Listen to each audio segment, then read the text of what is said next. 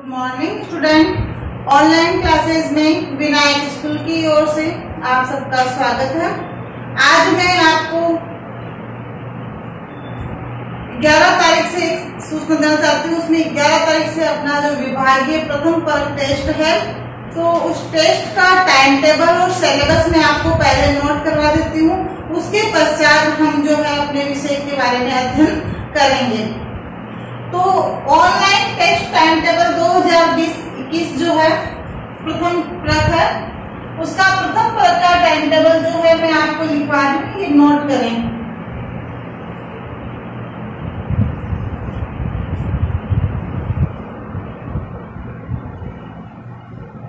प्रथम वर्ग का जो है सिलेबस है और टाइम टेबल दोनों नोट करवाऊंगी मैं आपको।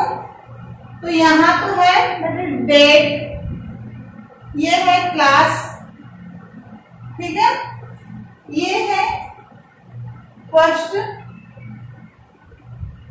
शिफ्ट, ये है सेकंड शिफ्ट और ये है थर्ड शिफ्ट और फोर्थ शिफ्ट। इन चारों शिफ्ट का जो समय है वो अलग अलग है। फर्स्ट शिफ्ट का समय है 8 AM to 9-10 AM, ठीक है। और ऐसे ही सेकेंड शिफ्ट का है 9:30 AM से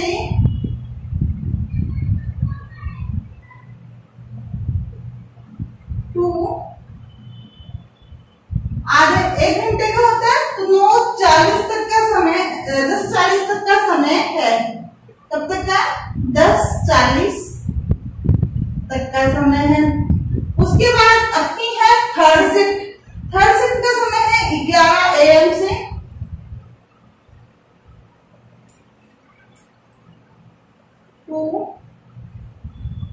12:10, ठीक है। अब उसके बाद में अपनी फोर्थ शिफ्ट आती है, वो है 12:30 से 1:40। 12:30 AM to 1:40। ये अपनी जो टेस्ट है वो 4 शिफ्ट में होंगे और 11 तारीख से है। तो डेट अपनी 11/9/2020, क्लास 11।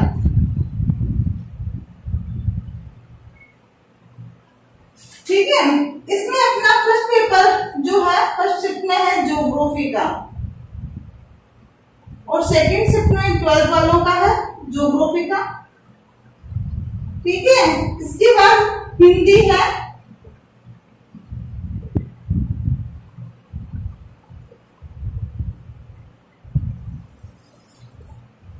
ग्यारह तारीख को 11th क्लास वालों का ज्योग्राफी का पेपर होगा फर्स्ट शिफ्ट में 8 बजे से लेके 9 बजे तक। और 10 मिनट जो है आपको अपनी असाइनमेंट में जो आंसर कॉपी जो आपको नोटबुक बनानी है, टेस्ट जो है कॉपी, टेस्ट की कॉपी बनानी है, जो उसमें आप आंसर लिखेंगे, वो असाइनमेंट में आपके जो पेपर होगा वो करने के बाद उसमें आपको जैसे आप होमवर्क करते हैं और साथ में आपको क्वेश्चन पूछते हो ना, वैसे ही उसमें उसकी फोटो कॉपी डालनी है, ठीक है। और उसके बाद थर्ड शिफ्ट में आपके हिंदी का पेपर होगा 11th क्लास वालों का। फिर है 12 तारीख को 12/9/2020, 12 तारीख को थर्ड शिफ्ट में ड्राइंग का पेपर है।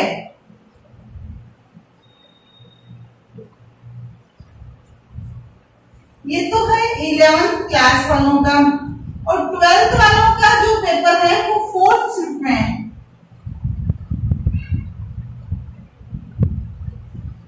फोर्थ शिफ्ट में 12th वालों का पेपर होगा और जो थर्ड शिफ्ट में 11th क्लास वालों का पेपर है। ड्राइंग का पेपर है 12 तारीख को। उसके बाद में 13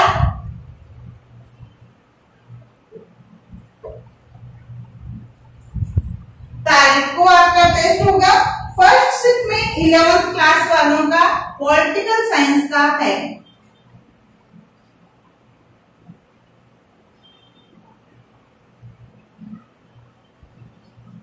पॉलिटिकल का है। और सेकंड शिफ्ट में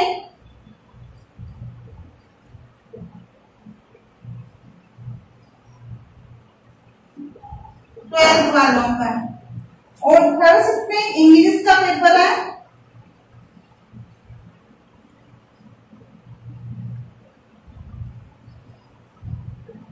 और फोर्थ शिफ्ट में 12th वालों का इंग्लिश का पेपर होगा। तो यह टाइम टेबल आपका है। 11, 12 और 13 3 दिन आपके टेस्ट चलेंगे। और ये टेस्ट आपके first shift, second shift, third shift और फोर्थ शिफ्ट में होंगे। तो ये टाइम टेबल आप सभी नोट कर लें। टाइम टेबल में मैंने आपको बता दिया है कि ज्योग्राफी का पेपर 11th क्लास वालों का फर्स्ट शिफ्ट में और थर्ड शिफ्ट में हिंदी का पेपर होगा। 12 तारीख को ड्राइंग का पेपर है, वो थर्ड शिफ्ट में है। और पॉलिटिकल साइंस 13 तारीख को है। 13 तारीख को जो पेपर होगा वो पॉलिटिकल साइंस का फर्स्ट शिफ्ट में और इंग्लिश का थर्ड शिफ्ट में पेपर होगा 11th क्लास वालों का। इस तरह से आप अपना टाइम टेबल जो है नोट कर लें। साथ में आप अपना सिलेबस भी नोट कर लें। सिलेबस में मैं आपको अवगत करा देती हूँ। सिलेबस में राजनीति विज्ञान का जो सिलेबस है उसमें भारतीय संविधान में अधिकार, भारतीय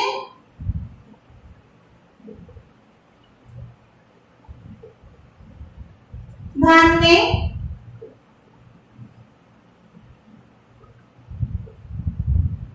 अधिकार, ये आपके फर्स्ट टेस्ट में राजनीति विज्ञान में आएगा। चित्रकला में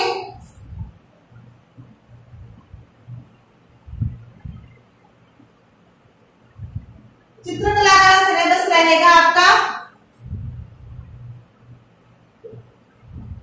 कला का अर्थ, परिभाषा और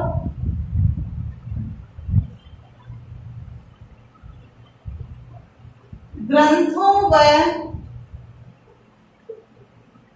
शिल्पों में कला, कला का अर्थ बताना है, कला की परिभाषा बतानी है और ग्रंथों और शिल्पों में कला का स्थान क्या रहा है। दूसरा टॉपिक जो अपना है वो है आदिम कला।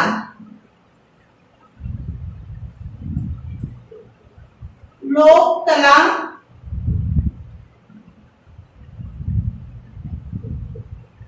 पोथी कला व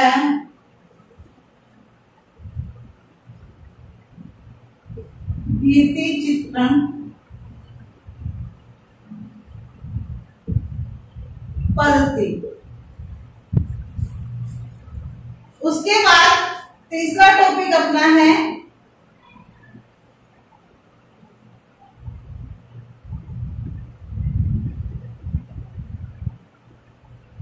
कला के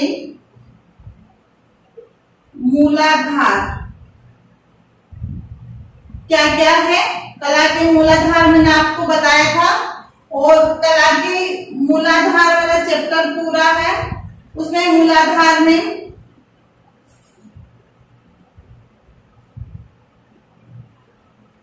रेखा व रेखा और उसकी भेद पोत के प्रकार रूप वर्ण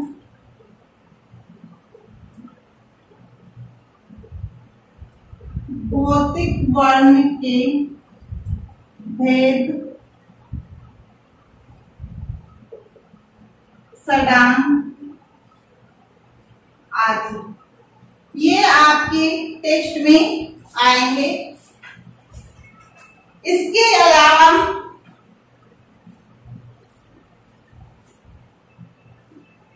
भूगोल में नोट करें सिलेबस।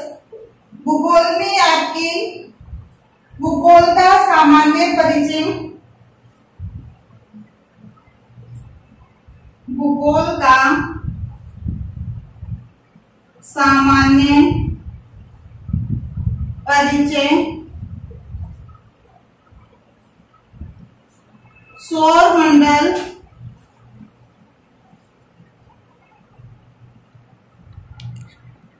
व पृथ्वी,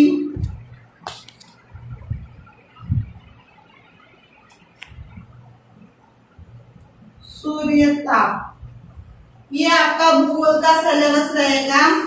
और हिंदी में आपका सिलेबस जो है वो रहेगा, हिंदी का नोट करें। वर्ण विचार, शब्द विचार,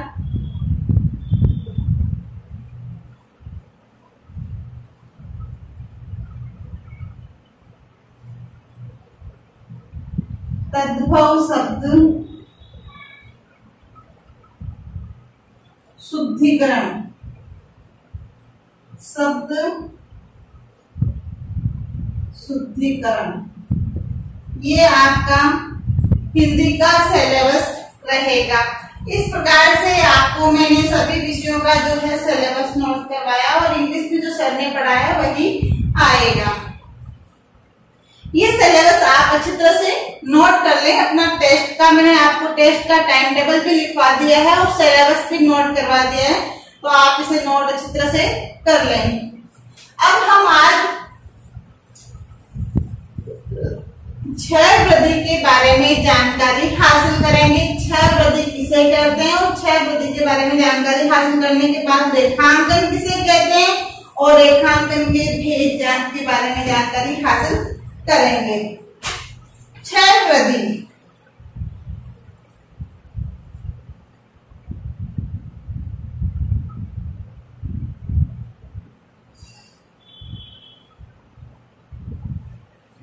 क्षय वृद्धि किसे कहते हैं? क्षय वृद्धि एक वैज्ञानिक तरीका है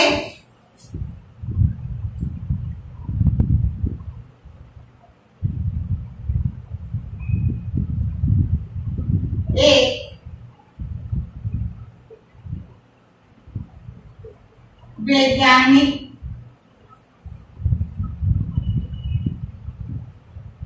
तरीका है। क्षय वृद्धि है क्या? मैं आपको सामान्य भाषा में, बहुत सरल भाषा में बता देती हूँ। क्षय वृद्धि में दूर की वस्तु छोटी व पास की वस्तु बड़ी दिखाई देती है। समानांतर रेखाएं आगे दूर जाती हुई मिलती हुई प्रतीत होती है। जैसे रेलगाड़ी की पटरियां दूर जाती हुई क्या होती है?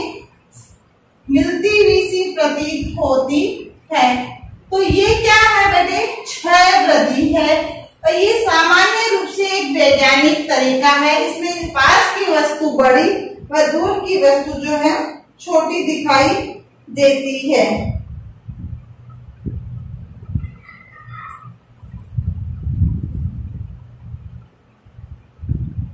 क्षय वृद्धि जिसकी सहायता से ठोस आकारों को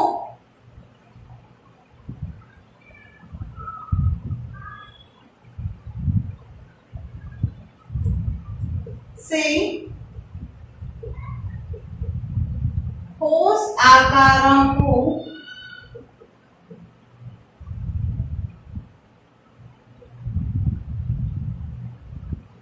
की भांति, जिसमें क्या होता है, 6 वृद्धि क्या है, जिसकी सहायता से ठोस आकारों को समतल भूमि पर इस प्रकार से अंकित किया जाता है जिनका रूप आकृति की भांति ही ठोस व प्रमाण युक्त दिखाई दे।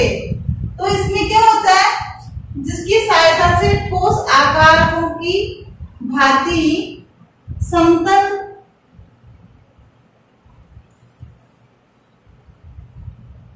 सतह पर, जो समतल सतह है उसके ऊपर वह ठोस व प्रमाण युक्त दिखाई दे। कैसे दिखाई दे, ठोस व प्रमाण युक्त दिखाई दे। इसके अलावा उसमें वस्तु की लंबाई, चौड़ाई अथवा गहराई, इन तीनों आयामों को जो है ग्रहण करती है। हमारी प्रत्येक वस्तु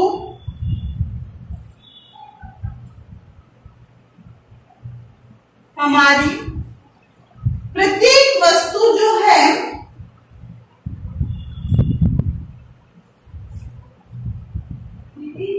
दृष्टि में प्रत्येक वस्तु जो है उसकी लंबाई, चौड़ाई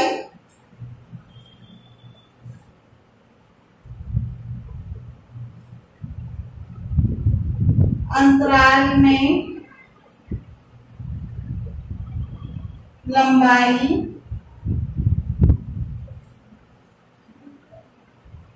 चौड़ाई, ऊंचाई, गहराई, उसमें वस्तु की लंबाई भी देखी जाती है, चौड़ाई, ऊंचाई व गहराई, इन तीनों आयामों में ग्रहण करती है।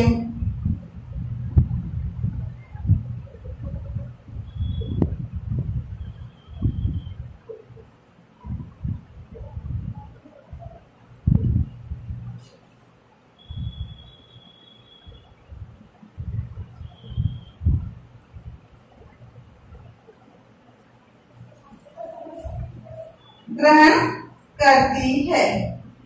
तीसरे आयाम का भ्रम उत्पन्न करने के लिए विशिष्ट विधि का उपयोग कराया जाता है, वो परिप्रेक्ष्य प्रणाली कहलाती है। तीसरे आयाम में क्या होता है, भ्रम उत्पन्न होता है उसकी लंबाई, चौड़ाई, ऊंचाई के रूप में।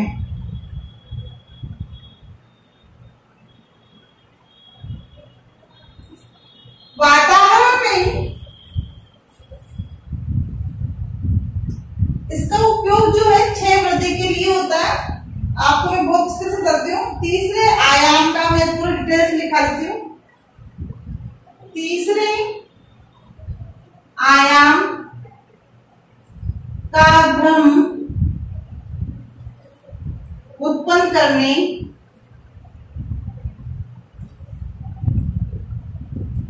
अब तीसरा आयाम है, उसका जो भ्रम है वो उत्पन्न करने के लिए जिस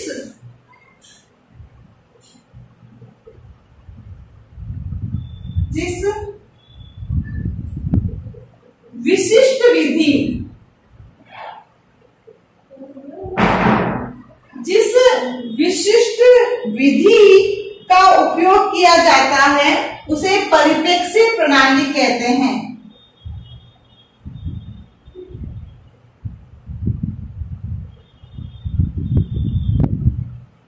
उपयोग किया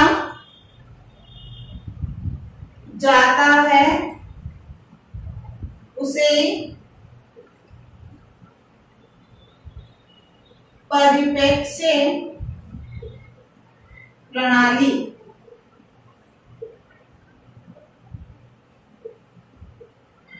कहते हैं। अब तीसरे तीसरे आयाम का जो भ्रम उत्पन्न होता है उसके लिए विधि का प्रयोग होता है। उस विधि को हम क्या कहते हैं? परिप्रेक्ष्य प्रणाली। इस प्रणाली का प्रयोग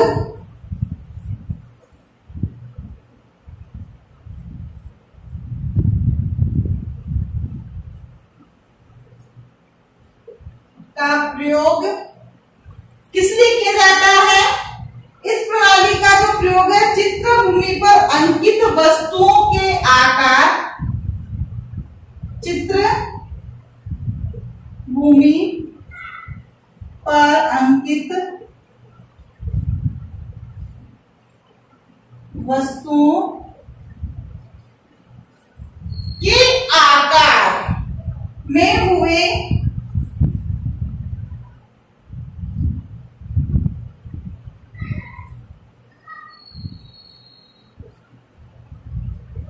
चित्र वस्तु पर जो अंकित वस्तु है उनके आकार में क्या होगा? उसके आकार में हुए क्षय एवं वृद्धि का वातावरण, क्षय एवं वृद्धि का वातावरण उत्पन्न होता है। जो वस्तु बनाई गई है उसमें क्षय वृद्धि का वातावरण उत्पन्न होता है। वातावरण में क्या होता है? वातावरण में अभी मैं बताया था दूर जाती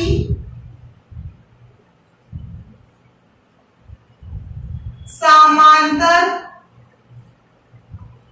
रेखाओं, जो समांतर रेखाएं हैं वो दूर जाती हुई क्या है? जाती एक निश्चित बिंदु, दूर जाती समांतर रेखाएं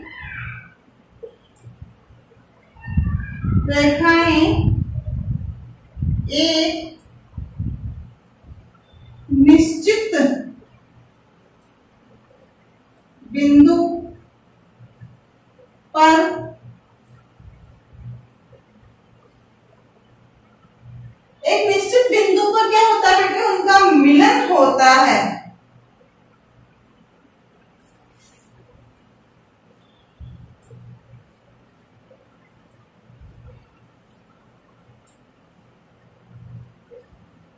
निश्चित बिंदु के मिलन के रूप में दिखाई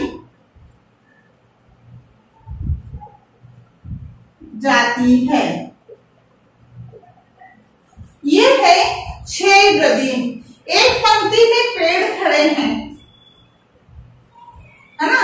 अब यहाँ जो पेड़ है वो बड़ा होगा, उससे छोटा, फिर उससे छोटा, फिर उससे छोटा, यार आखिरी पेड़ है वो एकदम छोटा दिखाई देगा। ये क्या है? हर सब एक ही समान पर है ना, इनकी लंबाई चौड़ाई एक है, लेकिन इनमें क्षय वृद्धि का जो है अंतर हमें दिखाई देता है। तो क्षय वृद्धि की जो सामान्य रूप से परिभाषा क्या हुई? दूर की वस्तु छोटी और पास की वस्तु बड़ी दिखाई देती है। क्षय वृद्धि में समानांतर रेखाएं दूर जाती बिंदु पर उनका मिलन दिखाई देता है। ये क्षय वृद्धि है। क्षय वृद्धि एक वैज्ञानिक तरीका है जिसकी सहायता से ठोस आकारों की भांति समतल स्तर पर ठोस प्रमाण दिखाई देता है। हमारी दृष्टि में प्रत्येक वस्तु को अंतराल में जो है उसकी लंबाई, चौड़ाई, ऊंचाई, गहराई तीनों आयामों को जो है वो ग्रहण करती है। तीसरे आयाम में जो भ्रम उत्पन्न करता है उसकी एक विधि है। तीसरे आयाम में भ्रम उत्पन्न करने की विधि है, उसे परिप्रेक्ष्य प्रणाली कहते हैं। और इस प्रणाली का उपयोग चित्र भूमि पर अंकित वस्तुओं के आकार में हुए क्षय वृद्धि का वातावरण उत्पन्न किया जाता है उसमें, और उससे हमें दूर जाती समानांतर रेखाएं एक निश्चित बिंदु पर उनका मिलन निश्चित दिखाई देता है। यही क्या है बेटे? क्षय वृद्धि है। उसके बाद हम रेखांकन के बारे में जानकारी हासिल करेंगे। रेखांकन किसे कहते हैं और उसके कितने प्रकार होते हैं, इसके कितने भेद होते हैं।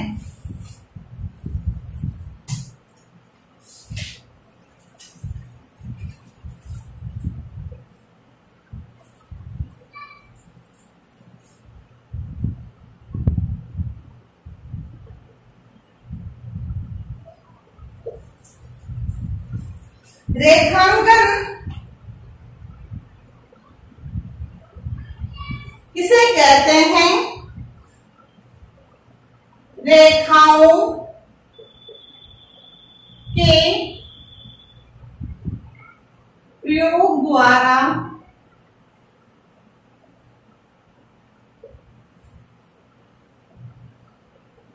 बनाया गया चित्र जो होता है वह क्या कहलाता है? रेखाओं के प्रयोग द्वारा बनाया गया चित्र को रेखांकन कहते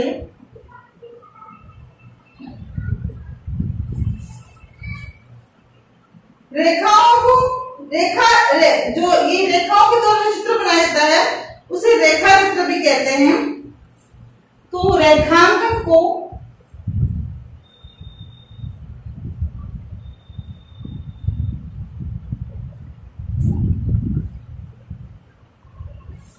रेखा चित्र भी कहते हैं, केवल जिसे हम कहते हैं स्केचिंग चित्र। रेखांकन के जो है 8 भेद है। कितने भेद है? 8। रेखांकन के 8 भेद है।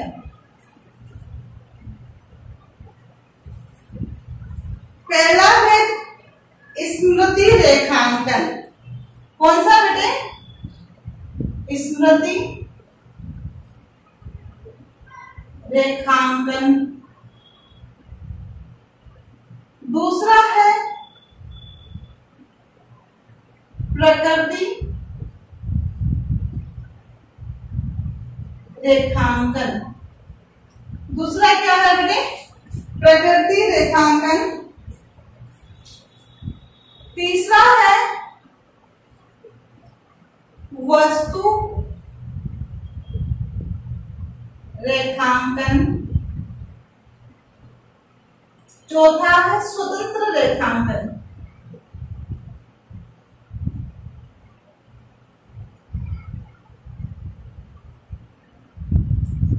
पांचवा जो है वो है संपूर्ण रेखांकन।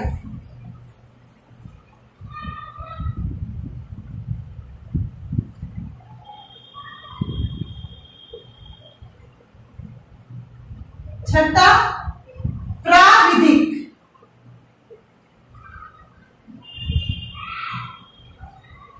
रेखांकन। कौन सा छठा? प्राविधिक रेखांकन।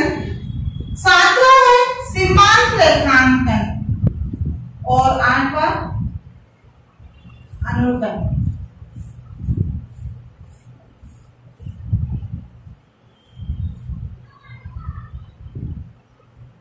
सातवां कौन सा? सीमांत रेखांकन और 8वां अनुगण।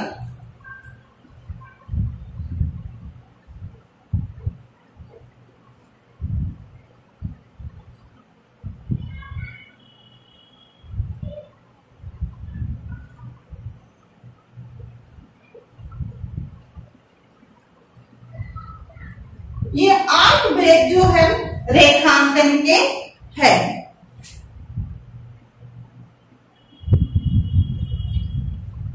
रेखाओं के प्रयोग द्वारा बनाया गया चित्र होता है रेखा चित्र, उसे हम रेखांकन कहते हैं। रेखांकन के 8 भेद होते हैं: स्मृति रेखांकन, प्रकृति रेखांकन, वस्तु रेखांकन, स्वतंत्र रेखांकन, संपूर्ण रेखांकन, प्राविधिक रेखांकन और सीमांत रेखांकन और अनुरंकन रेखांकन। स्मृति रेखांकन जब किसी आकृति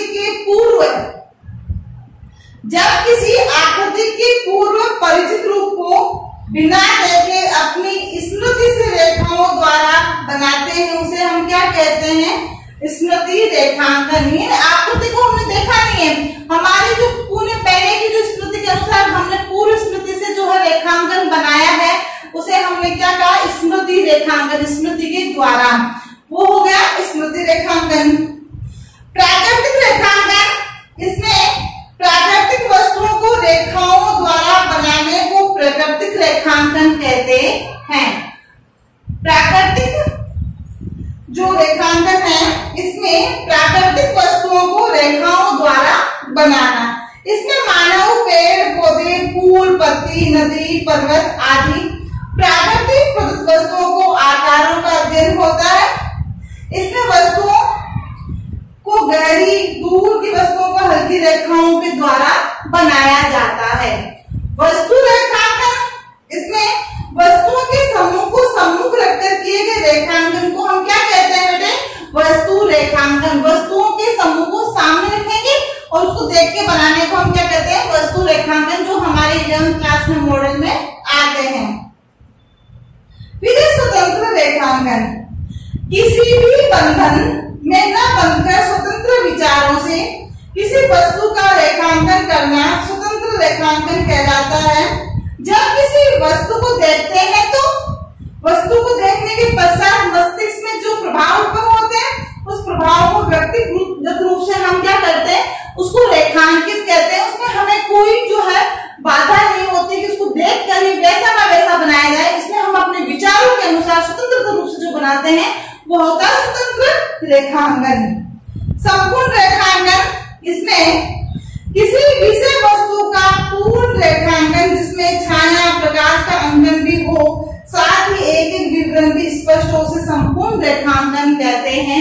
कई दफा देखा होगा, एक रेखा चित्र जो बना होता है उसमें वो छाया प्रकाश पूरा दर्शाते हैं, उसमें सलवटे वगैरह है, फरहान जिसे हम कहते हैं, सारा दर्शाया जाता है। प्राविधिक रेखांकन का प्रयोग वास्तुकार, draftsman, mechanical engineer, civil engineer आदि मकान, वस्तु, मशीन, टूल्स आदि का डिजाइन बनाने में करते हैं। यंत्रों, ज्यामिति यंत्रों, फोल्डर, पेनिंग, पेंसिल के प्रयोग से जो है ये लेखन कार्य होता है, उसे हम क्या कहते हैं, प्राविधिक रेखांकन। फिर सीमांत रेखांकन। सीमांत रेखांकन में किसी वस्तु की बाह्य सीमा को रेखाओं द्वारा रेखांकित करना। सीमांत रेखा में क्या होता है, किसी वस्तु की बाह्य सीमाओं को रेखाओं के द्वारा रेखांकित करना सीमांत रेखांकन कहलाता है। रेखांकन में स्केच की तुलना में सधी हुई रेखाओं पर ध्यान दिया जाता है। फिर अनुअंकन में है, किसी भी देखे हुए आकार, वस्तु, समूह के अंकन को अपनी कल्पना से बनाना अनुअंकन कहलाता है। क्या होता है, किसी भी वस्तु को हम देख लेते हैं और देखने के पश्चात देखी हुई वस्तु का हम अंकन करते हैं अपनी कल्पना के अनुसार। इसके द्वारा कल्पना के अनुसार अपने विचारों, भावों, कल्पनाओं को उसमें समाहित करते हैं और नवीन प्रयोग के द्वारा प्रमाण परिवर्तन का चित्रण करना ही क्या कहलाता है, अनुअंकन रेखांकन कहलाता है। अनुअंकन द्वारा सजीव चित्रण, रूप चित्र, वस्तु चित्रण या कोई भी दृश्य का अंकन हम इसमें कर सकते हैं। इस प्रकार से हम रेखांकन की परिभाषा और रेखांकन के भेद को जो है उसकी जानकारी हासिल करते हैं। ये यहाँ तक का आज तक का जो सिलेबस है, ये पूरा सिलेबस आपकी जो है टेस्ट में आएगा। जो मैंने सारा लिखा दिया है आपको, सिलेबस जो मैंने 10 दिन 15 दिन में जो पढ़ाया है वो सभी 11th क्लास का सिलेबस आपके टेस्ट में आएगा। अब मैं आपको गृह कार्य देती हूँ।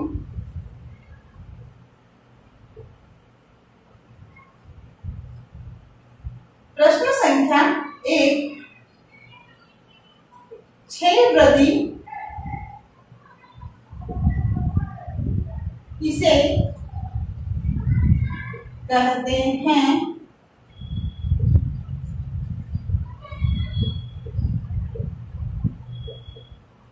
समझाइए। प्रश्न संख्या 2,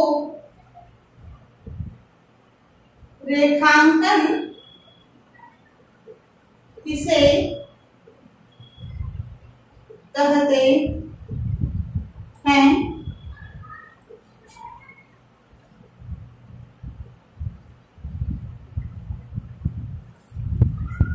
रेखांकन किसे कहते हैं? रेखांकन के प्रकारों का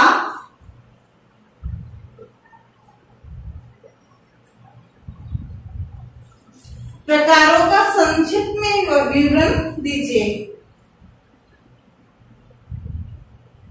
संक्षिप्त में